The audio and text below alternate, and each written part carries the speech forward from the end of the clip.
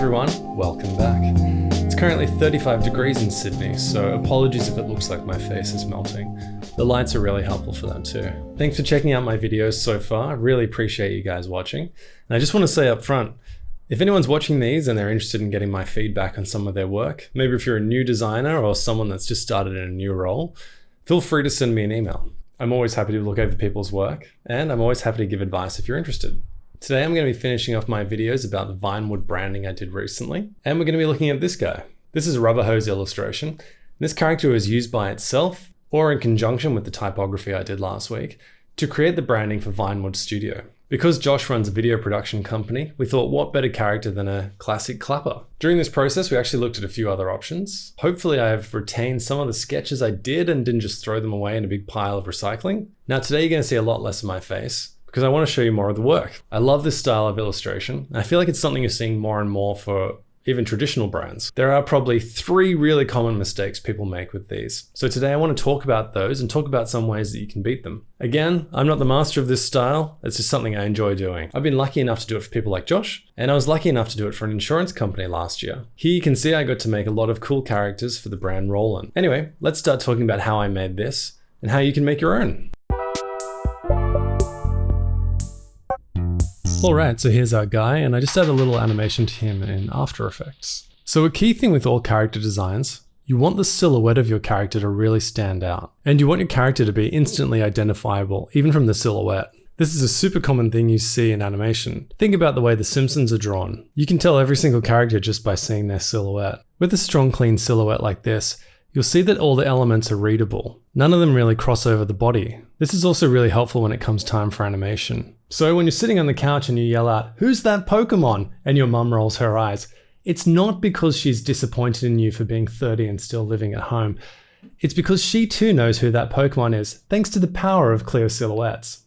Now when it comes down to making the face of the character, I think a huge option here is with the eyes. Eyes are sort of instinctively one of the things humans look straight at. So why not make them fun? You may as well play around with some of the shapes of the eyes and give it some character. Something that can really add some depth to the eyes is make sure they follow the shape of the eyeball itself. You can see here I've really distorted them. We decided we wanted the character to look a little bit insane, and I feel like having them follow the shape of the eyes here really lends some credence to it being a little bit unhinged. When you're drawing the face on your object, it often helps to offset the elements slightly. And as you can see here, it sort of adds a little bit of energy to the character moving in a forwards direction. Now, a lot of the time in animation, you hear about this thing called line of action. Line of action really shows the energy that's in a character. With this guy, my line of action was curved and facing forwards. This means that the face leans more to the right on the body.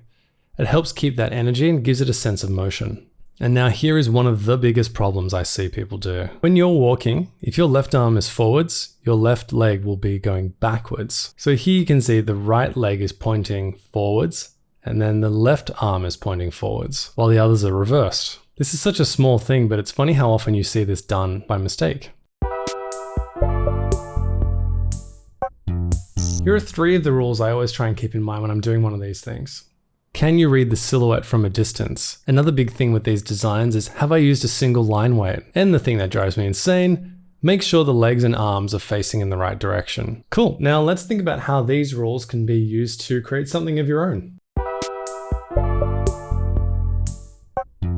Alright, so let's start with a bottle. Considering the bottle is made out of glass, I've outlined it with a darker color rather than using solid black. So we add a color to the bottle, and then why not add some fluid into that? And of course, we need some eyes, a nose, a mouth, and a chin. And while we're here, let's add in some limbs. Perfect.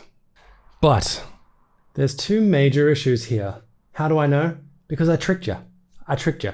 I saw you coming, and I tricked you. So let's go back in and fix up those legs. And while they might look a little bit tight around the knees, this definitely adds a sense of realism to these and helps sell the idea. And of course, the face is very complex here. We've got a lot of overlapping shapes, and the eyes are quite hard to read. If you're going to mess around with animation, having the eyes in this solid form can really lead to some difficulties. It's quite hard to animate them convincingly, and for the audience to understand where the character's actually looking. So let's add in some more detailed eyes. And let's simplify the shape of that nose. And there you have it, a nice simple illustration of a happy little bottle. So there you have it. That's how I made the character, and that's how you can make your own. If you like what you've seen here, I'm always open to commissions. And if you're interested, I also do a lot of other art. At the moment, I'm selling a lot of lino prints I've been working on. This is something I do outside of my normal design job just for fun. Now I think moving forwards, I'm going to try and release a video probably every 2 weeks. I really want to try and stay on top of this and not burn out by creating 50 videos in 1 week and then never touching it again. In my next video, I want to talk to you guys about getting started in design. There's a lot of different ways you can get started in this industry. I really want to talk about the pros and cons of each of them. I've worked at agencies that have literally thousands of employees across the world, and I've worked at a few where there's maybe 3 other people in the room and that's it. They both present different challenges, and you might be surprised what you get out of some of them. But I'm always keen to work with nice people who've got really interesting ideas. If you happen to be one of those people and you want to make something together, feel free to send me an email.